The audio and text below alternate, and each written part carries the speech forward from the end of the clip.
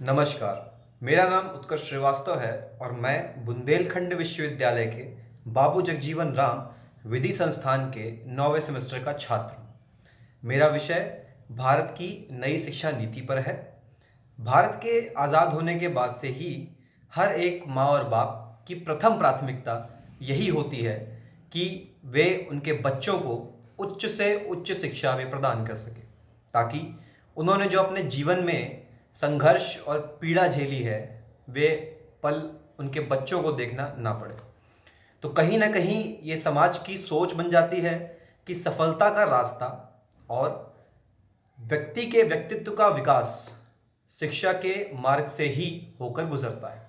तो संभावित है कि किसी भी देश की स्थिति का आकलन करना हो तो शिक्षा व्यवस्था और उस देश की सरकार की नीतियों को ध्यान में रखकर करना चाहिए। तो मूलतः शिक्षा की मदद से समाज में रह रहे लोगों को, चाहे वे जिस वर्ग के हों, अपनी प्रतिष्ठा और नई दिशा और ऊर्जा प्रदान करने का मौका देती है और साथ ही इंसानों को समाज में रहकर एक साथ जुट करके आने वाली समस्याओं का समाधान करने की ताकत भी देती है, ताकि समाज का कल्याण हो और देश का विकास हो। आज की अगर भारत की स्थिति देखी जाए शिक्षा के स्तर से, तो और मैं खुद एक छात्र हूँ तो उन पलों से गुजर चुका हूँ, तो स्कूली व्यवस्था में किसी भी चीज़ को रटने की प्रवृत्ति बहुत ज़्यादा है और अंकों पे बहुत ज़्यादा फोकस किया जाता है। चूँकि मेरे ख्याल से शिक्षा का महत्व मानव के जीवन की असीम संभावनाओं को खोजना है, ना कि कुछ चीज़ों को रट या याद कर लेना। उसकी स्कूली व्यवस्था में ये भी है कि बच्चों को अपने जीवन से जुड़े रहने का मौका नहीं दिया जाता है। वे सिर्फ उन चीज़ों को पढ़ते हैं जो उनके लिए किसी काम की नहीं है। देश के उसका नाम, इसका नाम, हर चीज़ के बारे में पढ़ाया जाता है, लेकिन खुद के बारे में नहीं पढ़ाया जाता है।